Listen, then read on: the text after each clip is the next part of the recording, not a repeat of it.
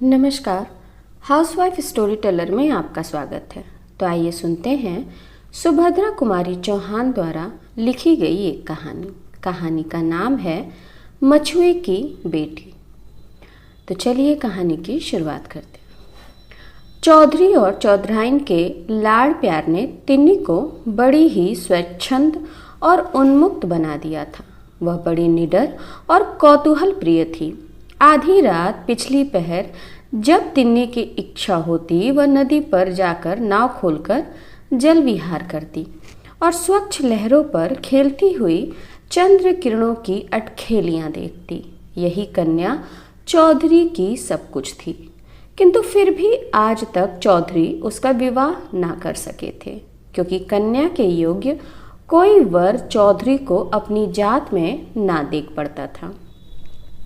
इसीलिए तिन्नी अभी तक कंवारी ही थी। नदी के पार और उस पार से इस पार लाने का चौधरी ने ठेका ले रखा था। चौधरी की अनुपस्थिति में तिन्नी अपने पिता का काम बड़ी योग्यता से करती थी। आज इतनी जल्दी कहाँ जा रही हो तिन्नी? क्या तुम नहीं जानते क्या यही कि राजा साहब आज उस पार जाएंगे? कौन राजा साहब? तुम्हें ये भी नहीं मालूम? मैं आज ही तो आया हूं। और अब तक कहाँ थे? अपने घर। तो जैसे मैं रात दिन घाट पर ही तो बनी रहती हूं ना, इसलिए मुझे सब कुछ जानना चाहिए और तुम्हें कुछ भी नहीं। तुम मुझे वैसे ही तंग किया करते हो। जाओ, अब मैं तुमसे बात भी ना करूंगी। तिन्नी को चिढ़ाकर उसकी क्रोधित मुद्रा को देखने में युवक को विशेष आनंद आता था। इसलिए वह प्रायः इसी प्रकार के बेसिर पैर के प्रश्न करके उसे चिढ़ा दिया करता था। किंतु आज तो बात जरा टेढ़ी हो गई थी। तिन्नी ने क्रोधावेश में यह प्रतिज्ञा कर ली थी कि अब वह युवक से बोलेगी ही नहीं। इसीलिए मुंह फेरकर वह तेजी से घाट की ओर चल दी। युवक ने तिन्नी का रास्ता रोक लिया और बड़े विनीत और नम्र भाव से बोला, तिन्नी, सच बता दे मेरी तिन्नी, मैं तेरा डांट चला दूंगा, तेरा आधा काम कर दूंगा। तिन्नी के क्रोधित मुख पर हंसी नाच गई। युवक उसके साथ डांट चलाएगा, उसे एक साथी मिल जाएगा, इस बात को सोचकर उसे बड़ी प्रसन्नता हुई। वह बोली, सच कहते हो? मेरे साथ तुम डांट चलाओगे? देखा, बापू नहीं है, मैं अकेली हूँ। यदि तुम सचमुच मेरे साथ डांट चलाओगे तो फिर मैं तुम्हें सब कुछ बताती हूँ। सच नहीं तो क्या झूठ? मैं डांट जरूर चलाऊंगा, पर पहले तुझे बताना पड़ेगा, युवक ने कहा। इधर अपने पास ही कोई रियासत है ना, यहीं के राजा साहब नदी के पार उस पार शिकार खेलने जाएंगे। महीना 15 दिन का काम है। मनोहर खूब अच्छा रहेगा, खूब पैसे भी मिलेंगे। मैं तुम्हें भी दिया करूंगी, पर इतना वादा करो कि जब तक बापू न लौट कर आवे तुम रोज मेरे साथ डांट चलाया करोगे। ये कौन सी बात है तिन्नी? यदि तू मान जा तो मैं तेरे साथ जीवन भर डांट चलाने को तैयार हूँ। तो जैसे मैंने कभी इनकार किया है, नेकी और पूछ तुम मेरा डांट चलाओ और मैं इनकार कर दूंगी। तिन्नी, तो तुम मुझसे ब्याह क्यों नहीं कर लेती? फिर हम दोनों जीवन भर साथ साथ डांट चलाते रहेंगे। क्षण भर के लिए तिन्नी के चेहरे पर लज्जा की लाली दौड़ गई, किंतु तुरंत ही वह संभल कर बोली, कहने के लिए तो कह गए मनोहर, किंतु आज मैं ब्याह के लिए तैयार हो जाऊं तो मैं खुशी के मारे पागल हो जाऊंगा। फिर उसके बाद फिर मैं तुम्हें रानी बनाकर अपने आप को दुनिया का बादशाह समझूंगा। अपने आप को बादशाह समझोगे? क्यों मनोहर? और मैं बनूंगी रानी, पर मैं रानी बनने के बाद डांट तो ना चलाऊंगी, अभी से कह देती हूँ। तब मैं ही क्यों डांट चलाने लगा? मैं बनूंगा राजा और तुम बनोगी मेरी रानी, फिर डांट चलाएंगे हमारे नौकर चाकर। अच्छा, ये बात है, कहकर तिन्नी खिलखिला कर हंस पड़ी और दोनों हंसते हुए घाट की तरफ चले गए। एक बड़ी नाव पर राजा साहब और उनके पुत्र कृष्णदेव अपने कई मुसाहिबों के साथ उस पर जाने के लिए बैठे। तिन्नी कई मछुओं और मनोहर के साथ डांट चलाने लगी। तिन्नी नाव भी खेती जाती थी और साथ ही साथ मनोहर से हंस हंस कर बातें भी करती जाती थी। वायु के झोंकों के साथ उड़ते हुए उसके काले घुंघरैले बाल उसकी सुंदर मुखाकृति को और भी मोहक बना रहे थे। कृष्णदेव उसके मुंह की ओर किस स्थिरता के साथ देख रहे हैं, इस ओर तिन्नी का ध्यान ही न था।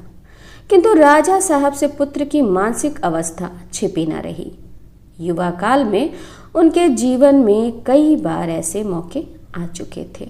अब कृष्णदेव प्रायः प्रतिदिन ही जल विहार के लिए नौका पर आते और डांड चलाने का काम बहुधा तिन्नी ही किया करती।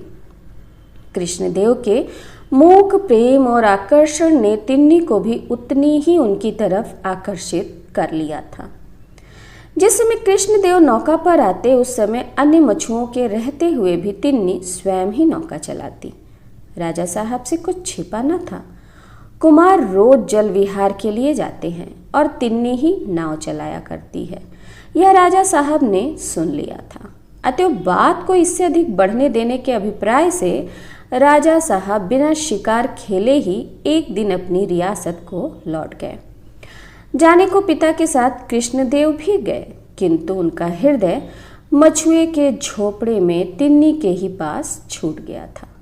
रियासत पहुंचकर कृष्णदेव सदा उदास और ना जाने किन विचारों में निमग्न रहने लगे। शायद उन्हें रह रहकर मनोहर के भाग्य पर ईर्ष्या होती थी। वह सोचते मनोहर किस प्रकार तिन्नी के पास बैठकर नाव चलाया करता था, तिन्नी कैसे घुल मिलकर हंसती हुई उससे बातें किया करती थी। एक मामूली आदमी होकर भी मनोहर कितना सुखी है। काश मैं भी एक मछुआ होता और तिन्नी के पास बैठकर नाव चला सकता तो कितना सुखी होता। किंतु किसी से कुछ भी ना कहते। हाँ, अब उन्हें आखेट से रुचि न थी। शतरंज के वे बहुत अच्छे खिलाड़ी थे, किंतु अब मोहरों की ओर उनसे आंख उठाकर देखा भी न जाता था।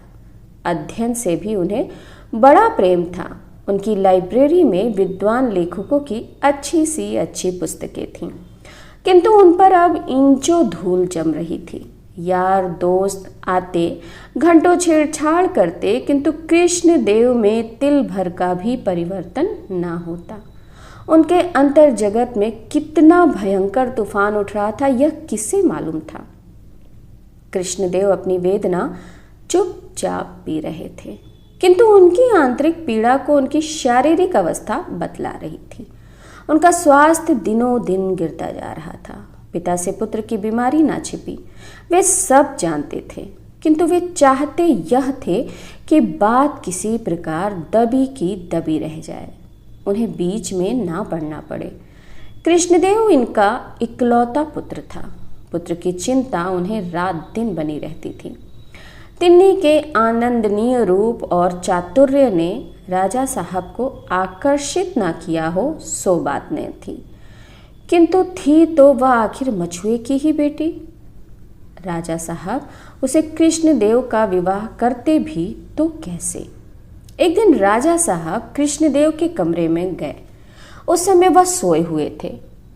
आंखों से पास रोते रोते गड्ढे पड़ गए थे। चेहरा पीला पीला और शरीर सूख कर कांटा सा हो रहा था। जमीन पर एक चटाई के ऊपर बिना तकिए के मखमली बिछौनों पर सोने वाला उनका दुलारा कृष्णदेव ना जाने किस चिंता में पड़ा पड़ा सो गया था। राजा साहब की आंखों में आंसू आ गए। वे कुछ न बोलकर चुपचाप कृष्णदेव के कमरे से बाहर निकल आए। दूसरे ही दिन रियासत से तिन्नी समेत चौधरी को बुलावा हुआ। उन्हें शीघ्र से शीघ्र उपस्थित होने की आज्ञा थी और साथ ही उन्हें लेने के लिए सवारी भी आई थी। इस घटना ने मोहल्ले भर में हलचल मचा दी। चौधरी बहुत घबराए। सोचा अवश्य मेरी उपस्थिति ना होने के कारण इस उद्दंड लड़की ने कोई अनुचित व्यवहार कर दिया होगा। राजा साहब जरूर नाराज हैं। नहीं तो तिन्नी समेत लाए जाने के कारण ही क्या हो सकता है। मोहल्ले वाले सभी चौधरी को समयोचित सीख देते आए। अपनी अपनी समझ के अनुसार किसी ने कुछ कहा, किसी ने कुछ। तिन्नी का हृदय कुछ और ही बोल रहा था। तिन्नी पिता के पास मोटर पर बैठने ही वाली थी।